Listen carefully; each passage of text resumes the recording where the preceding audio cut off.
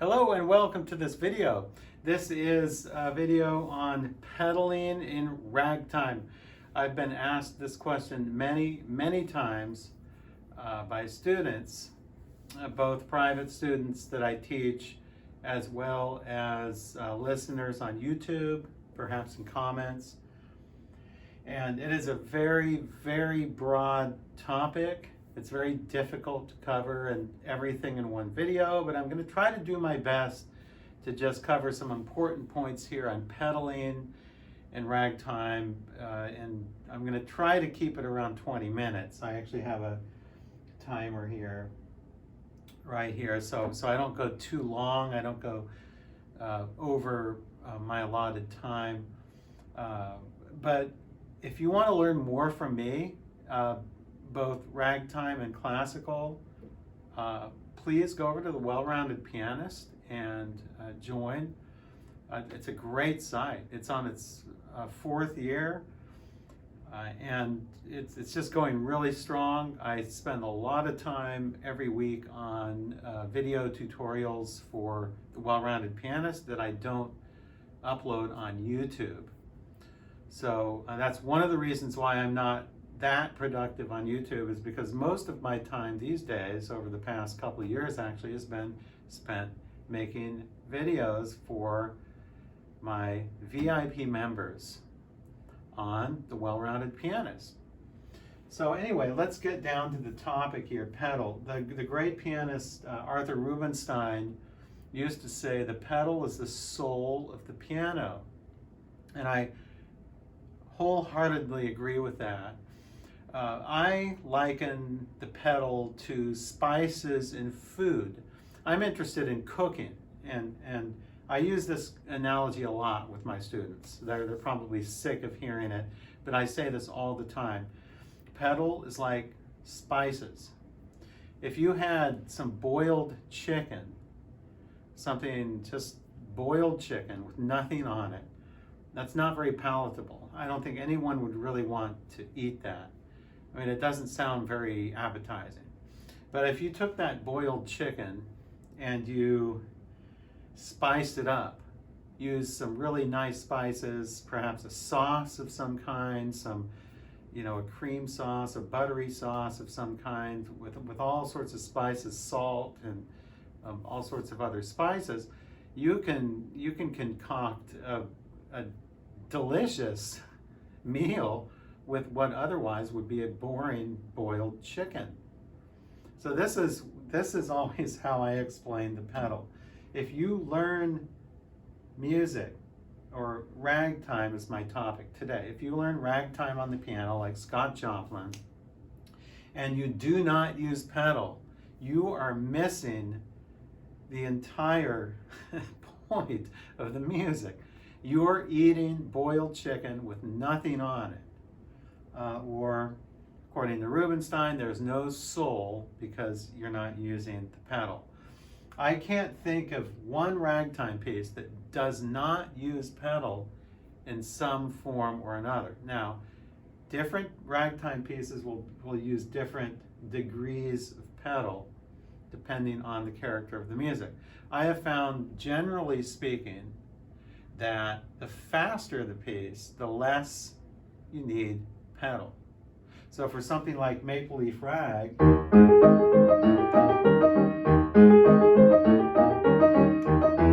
I mean, that can be very easily played, especially this section I just played for you, with no pedal.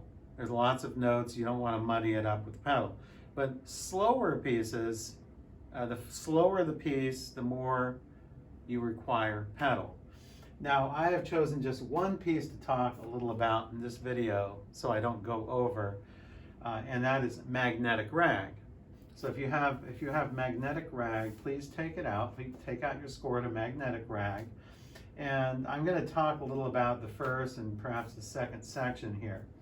So, and I'm going to explain the different types of pedaling that I employ when I play ragtime. The reason why I chose magnetic rag is I was teaching it recently to a student, and I started to talk about pedaling, and I noticed that this has pretty much almost every type of pedaling you would use. So let's start here. So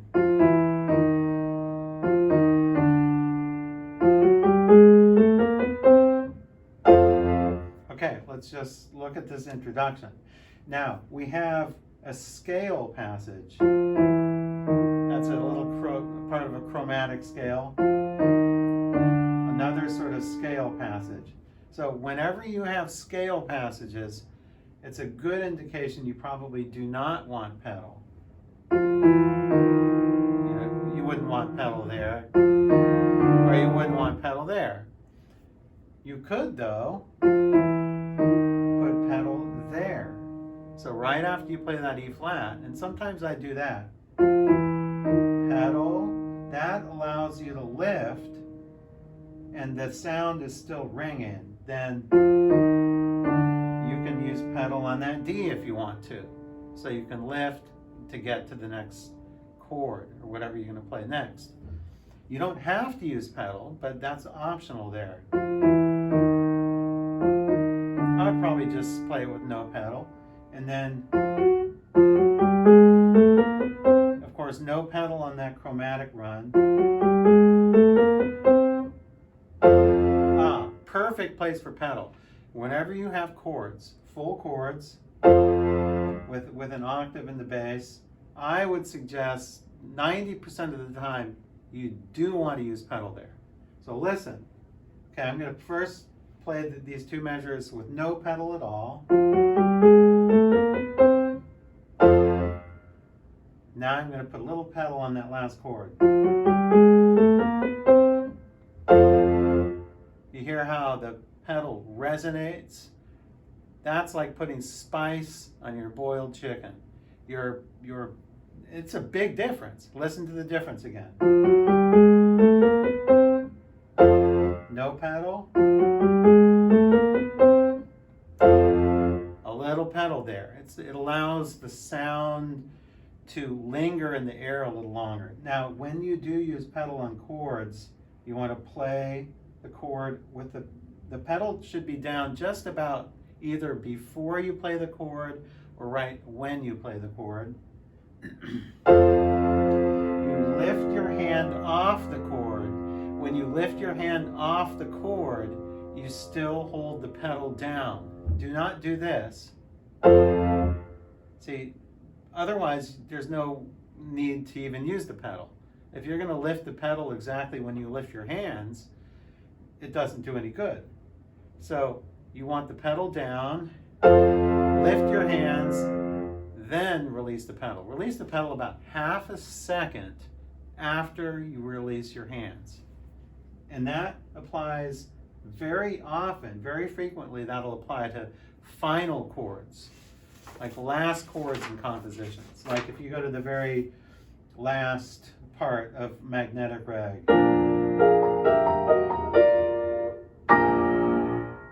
So you wouldn't go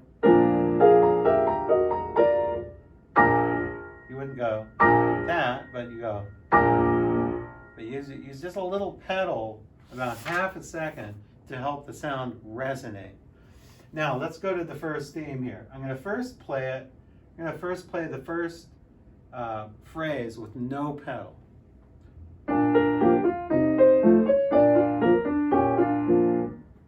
Once again, no pedal. Okay, now I'm going to use a little pedal. Once again with a little pedal. Now with no pedal. There's a big difference. It's not necessarily bad with no pedal. I just think it's a little dry. It's a little dry, just like the food that you're going to put that spice on. A little dry. But here's the question now. When you use pedal there, how much do you use? Do you do this? No, that would be too much. So what I did there was I used pedal, then I changed, and then I I changed, and then I changed. Okay, now you have to listen very carefully. The better way to do this is to use the pedal on the first quarter note and release it on just about on the last quarter note or about the last eighth note after beat 2 and after beat 4. So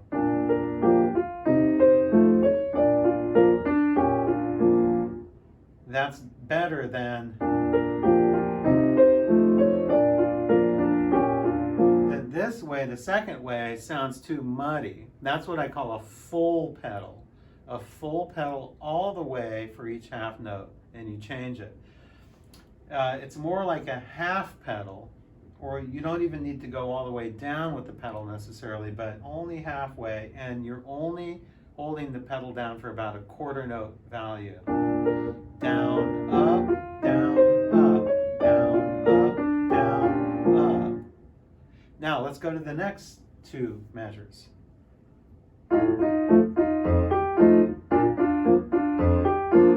Okay, that was no pedal there. In my opinion, a passage like this needs no pedal at all. So if I do the same pedaling for these two measures as I did the previous two measures, it just doesn't sound right, at least to my ear. So listen, I'm going to play the first four measures now. Pedal, up, pedal, up, pedal, up. No pedal.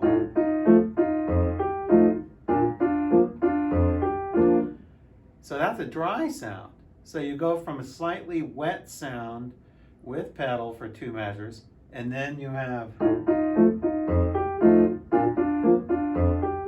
a dry sound. And that's because of the character of the music. It just doesn't really require pedal there. But then when you go back after that, after this, you go back to the first kind of pedal, where you're pedaling for a quarter note and then resting for a quarter note, pedal for a quarter note, rest for a quarter note, and you don't even need to go down all the way with the pedal. So that provides contrast. And what I love about Scott Joplin and what I love about playing his music is there's so many little contrasts that you can do using the pedal. So here's dry, wet.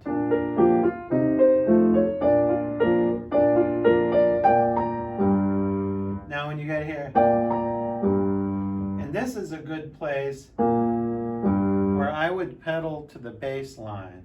Pedal, pedal. So you want to pedal with those bass note changes because that's sort of almost a change of harmony. It's not really a change of harmony, you're still on G minor. That's better than that. That's a little too thick to my ear, although it depends on the speed you play it. If you play it really fast, it probably won't be bad, but I would probably change on that G. Now,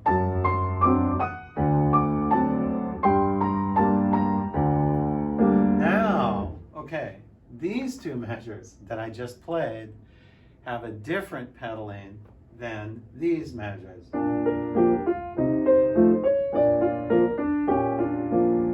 Those two measures I think are better with a quarter pedal, quarter rest, quarter pedal, quarter rest. These two measures, however,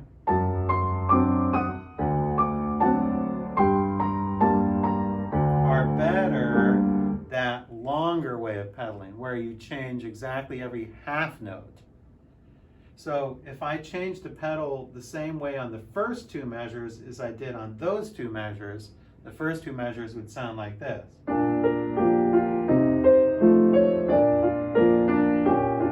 That would be too much to my ears at least. But these two measures